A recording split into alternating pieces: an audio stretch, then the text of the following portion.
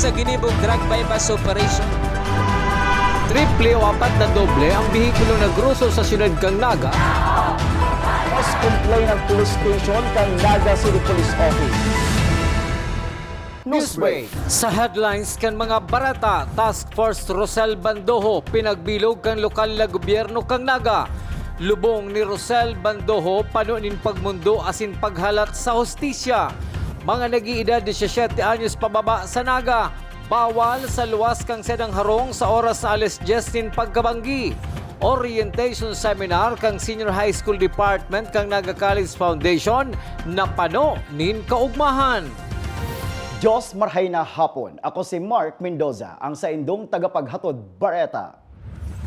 Napano nin pagmundo asin pagmaawot na makua ang hustisya sa biktimang si Rosel Bandoho na inulubong na kan sa ugmang hapon presente sa paghatod sa Daragita ang sa iyang bilog na mahal sa buhay asin mga kabisto.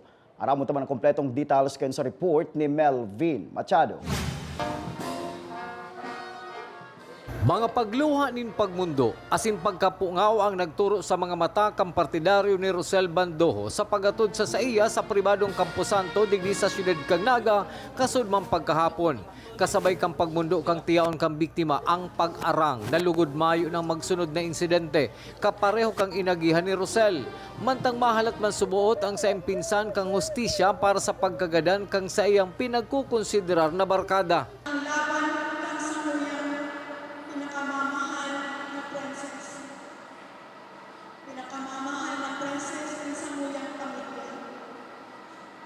Ini po ay makulang para sa samang pamilya, kundi awareness din po ito kang bawat saro na sana mayroon ng ibang mabiktima pa, na sana tapos kita magmangno sa kalibutan.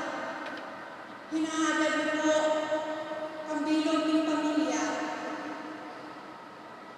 Samahan mo rin kami kapos hanggang sa dulo, hanggang makamit niyo po ang hinahagad ng hustisya para kay Rosel.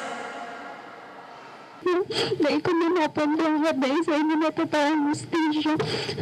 Sobrang pangihinayang man ang namatayan kang ina ni Rosel. Huli sa nangyari, dagos nang napara ang sa iyang mga pangaturugan sa buhay.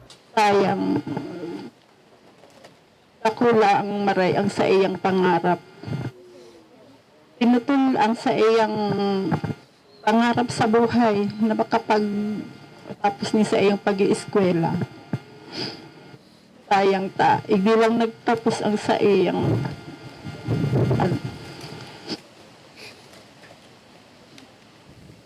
malaban kita sil hanggang makamit mo sa imong hustisya. O yan, salamat po sa gabos. Para sa One Media TV 48 Naga, Melvin Machado, Newsbreak. Hustisya para kay Rosel! Hustisya para sa Rosel! Mientras tanto, Mayor Nelson Ligacion kan siyudad ng Naga kinumpirmar ang pagbilog kang task group na magpapadagos kang pag-imbestigar para marisolbiran ang kasong panggagadan kay Rosel Bandoho. O yaman ang sakuyang report. Mismo si Naga City Mayor Nelson Ligacion ang nagkumpirmar at nagpaliwanag kan pagkrear ning task group na kinababalihan kan PNP, NBI at iba pang law enforcement agency para sa sarong pag-imbestigar kan panggagadan kay Rosel Bandoho. Si City Councilor Omar Buenafe iyo subuot ang napakiulayan na mangenot digdihuli kan sa iyang kabatiran bilang retiradong general kan PNP. Si creation kaining task group Rosel Bandoho Task Group na i-suggest po na mag-crear kaini tanganing magkaigwanin coordination sa gabos ng mga paghiro manunungod sa pag-resolver kan nasabi na pong krimen. Likewise, si gabos na resources na available coordinated man po dapat si paggamit ka ito. Si pag-take advantage kan anuman na resources na igwa, an man lain-lain na ahensya kan sa tuyang gobyerno national as in lokal na may kinaaraman sa pag-enforce kan sa tuyang lay.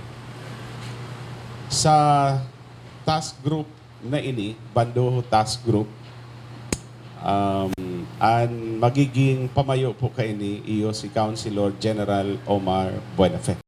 Pinag-iwasan naman ni Mayor Nelson Ligacion na idetalye kung saan nadidipisilan ang mga otoridad tahas tangunyan mayo pang suspek na nadadakop sa panggagadan sa biktima na nailubong na kansuodma.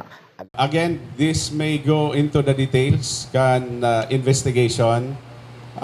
Sa panahon na ini, I was cautioned by General Omar Buenafe, by higher authorities na dahil makakatabang sa investigasyon kung mag-divulge po kita kan detalye kan investigasyon.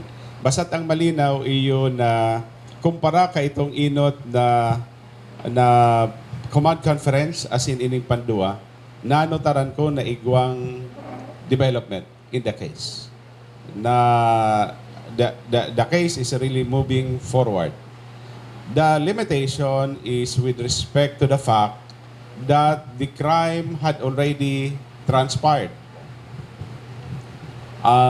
Sa presenting setup ta po, kuta na pwedeng magsagibo nin pag-aaresto. Tulos-tulos. Kung, among others, nahiling, bakulang kan sarong law enforcement agents, maging ang sarong pribadong individual, itong inaapod na citizen's arrest, if in his presence o kaya immediately after the commission of the crime, igwang mga indication na ang sarong individual iyo ang may kagibo. Pero ini po kaya nangyari July 22 pa. Di ba? Na-discover after 6 days. So, si pag-determine kung si Isay itong may kagibo, as in si pag-aaresto ka ito will take time. Kaya po na may sunodon na proseso. And what is that process? Si investigation, identification, filing of the case before the city prosecution office, and then if there is a finding of probable cause, ma-file din information sa regional trial court, si judge, mapaluwas nin warrant of arrest. Saka lang pwedeng dakupon. Para sa One Media TV 48 Naga, Mark Mendoza, Newsbreak. Padagos pa sa mga bareta, matapos ang pagkrear ng task group, isinugo man ni Mayor Nelson Ligacion ang liwat na pag-implementar kan curfew for minors sa bilog na syudad ng Naga. Aramon taman ang kompletong details kayo sa report ni Melvin Machado. Ni Banggi sa kod alas 4 ng aga ang gabos sa mga minority na Ini ang naglibot ka subanggi sa nagkapirang barangay Kang Naga na nagpapatanid sa mga hobenes na nag-iedad 17 anyos pababa na bawal sinda na magluwas sa edang residensya sa oras na alas 10 nin Banggi hasta alas 4 nin amay na pagkaaga. Liwat kayang ipinagsugo ni Mayor Nelson Ligacion ang pag-implementar kang curfew for minor. Nanotaran subot kaya ang paglangkaw kang insidente sa syudad na inbelto ang mga menor de edad. Nahaman man ang desisyon mapadapit sa curfew matapos ang case conference sa Bandoho case.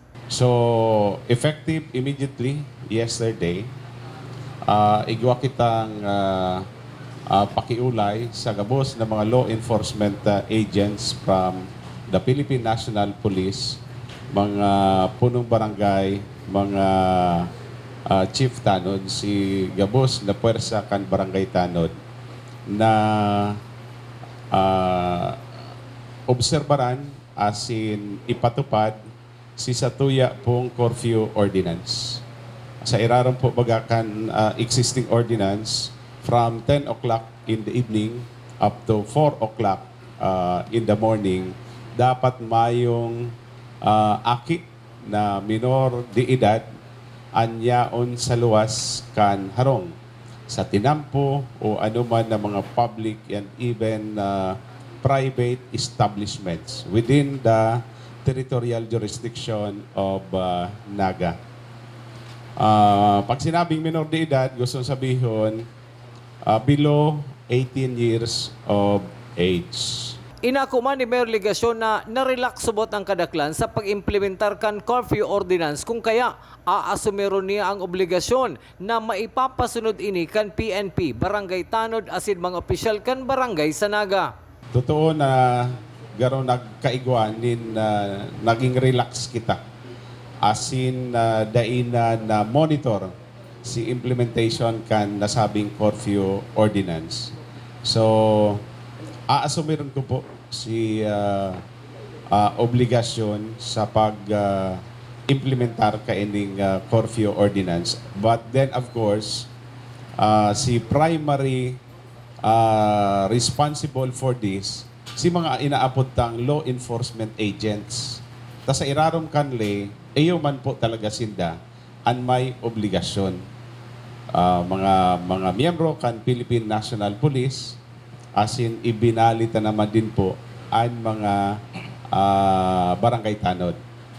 To some extent, ang punong barangay, igwaman po nin obligasyon. Para kipunong barangay Efren Nepomuceno kan barangay San Francisco, dainaman bago sa sainda ang pag-implementar kan curfew for minor, hulita regular man subot ang sedang pagpapautob kaini sa barangay. Tunayan po sir, ang sinasabi pong ordinansa, halos sa talaga pong pinautob na yan. And then ang katunayan, iba po kitang mga kaubina na apprehend sa pag-oras na ng mga alas 11, particular po dito sa may part kaniyong Plaza 15 Martires, sa may part kang Crown Hotel. Kung saan po yung mga ibang kaubina na mga street children, yaon dyan nakaralatag, nakahirigda, asin na katunayan po kayan, katabang taman po ang lokal na gobyerno kang Naga, sa paagi po kang PSO, asin kan PNP, haloy na pong sinasagibot na ang nasabi pong curfew for minor dahil yan po baga ordinansa o batas po talaga yan. Para sa One Media TV 48 Naga, Melvin Machado, Newsbreak. Sa kasumpay na Bareta, maski sa panahon ng Peña Francia Fiesta na dakul dadalanon sa sentro kang Naga, ipapasunod man subuot ang curfew for minor susog kay Mayor Nelson Legasyon. Maski kaibanan subuot ang mga magurang kan mga minor di edad daiman ini tutugutan. Iyo ang giraray. Bawal sa Bakong excuse na igawang kaibanan na magurang. Mientras tanto, apwera kan mga minor de edad na pwedeng maglaog sa peryahan o karnaval sa sentro kang syudad ng Naga, ngunya na Peña Francia Fiesta. Ang ribok na pwedeng darhon kang peryahan sa Barangay San Francisco ang pinapahanapan solusyon ni punong Barangay Efren Nepomuceno. Katunayan po, iyo po araw kani, kinaulay ko pang operator kayan, asin na gabos pong mga compliance na dapat sunduninda. Partikular ba kulang po sa mga minor, inut na sa may residence area po yan, si soundproof po ninda dapat. Matawan ng tamang po ni nga tuninong ang nasabing lugar na dahil maging maribok. Pakiulay ko po sa manamento kayo ng nasabing piryahan na mag-comply, magsunod sinda. Sa pagbabalik kang Newsbreak, sultero na taga-barangay Mabolo, syudad ng Naga, arestado sa anti-drug bypass operation kan Subanggi. Yan asin iba pang mga bareta sa pagwelta kang One Media TV 48 Naga Newsbreak. Dakop sa ginibong drug bypass operation. Triple o apat na doble ang bihikulo na gruso sa syudad kang Naga. Mas complain ng police station kang Naga City Police Office. Newsbreak. Flight attendants, prepare for takeoff, please.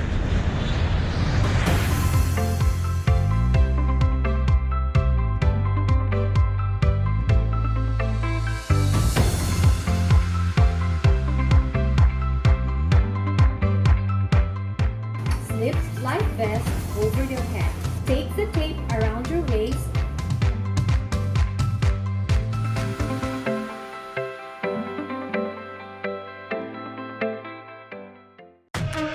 This event is brought to you by Naga College Foundation, the home of the champions. Enroll now for as low as 2,000 pesos. For more details, visit www.ncf.edu.ph. Lemon Residences, your newest home of the champions and the metro. Open for daily, weekly, and monthly bookings. located at Magsaysay Avenue, Naga City, and enjoy a sip of coffee and Septus meals at Tiger's Cafe, located at second level of Lebon Residences. Dream travel? Achieve yan sa Nagayon Travel and Tours. Enjoy a hassle-free travel with Nagayon Travel and Tours. Visit their office at NCF Annex Building, Magsaysay Avenue, Naga City, or call us 0966-486-0043. At NCF Annex Building, there is the Tiger's Loft, a business center that first to offer a co-working space in Naga. Grow your business at the Tiger's Loft. Swim like a champion at NCF Training Pool. Avail their swimming lessons until the end of July at a very affordable rates. Contact Coach Joseph Tena at 0949-447-2792. Drive with confidence with NCF Driving School. Avail their theoretical driving course and practical driving course. For beginners, NCF Driving School is LTO accredited.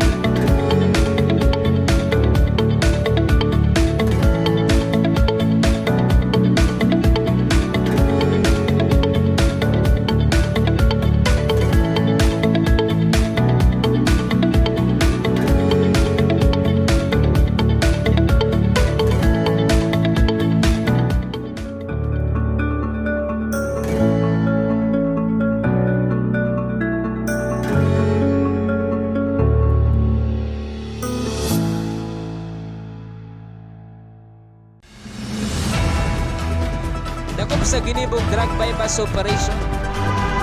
Triple o apat na doble ang bihikulo na gruso sa siyudad kang Naga. Mas complain ang police station kang Naga City Police Office. Newsbreak.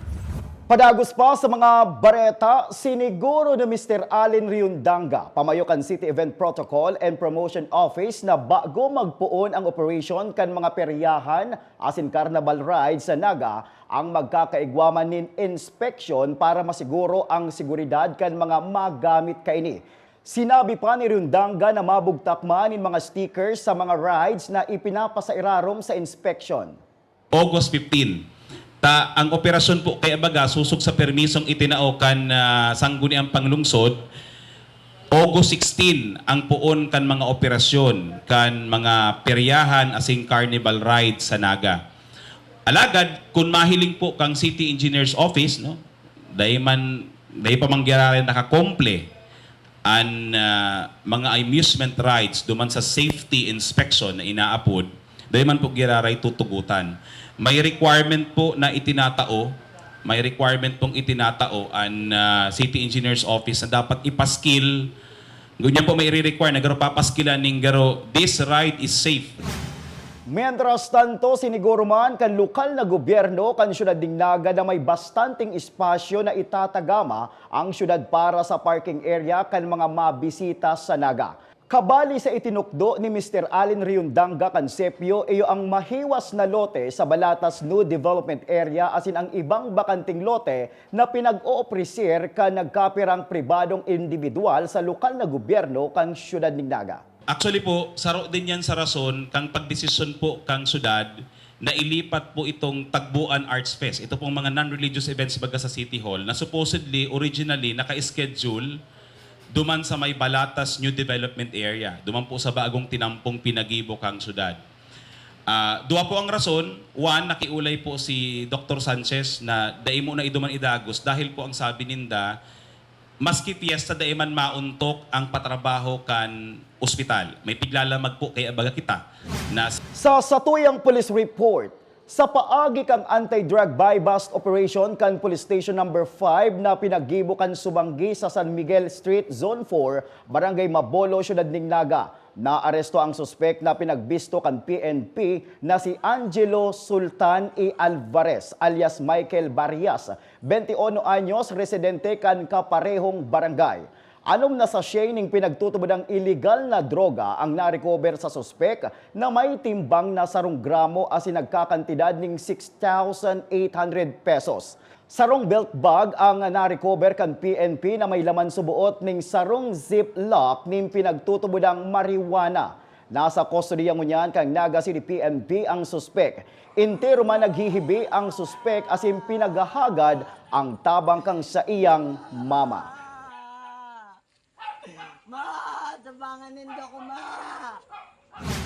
Sa iba pang bareta, orientation seminar ginibok ang Guidance and Testing Office para sa mga malaog na senior high school students sa Naga College Foundation.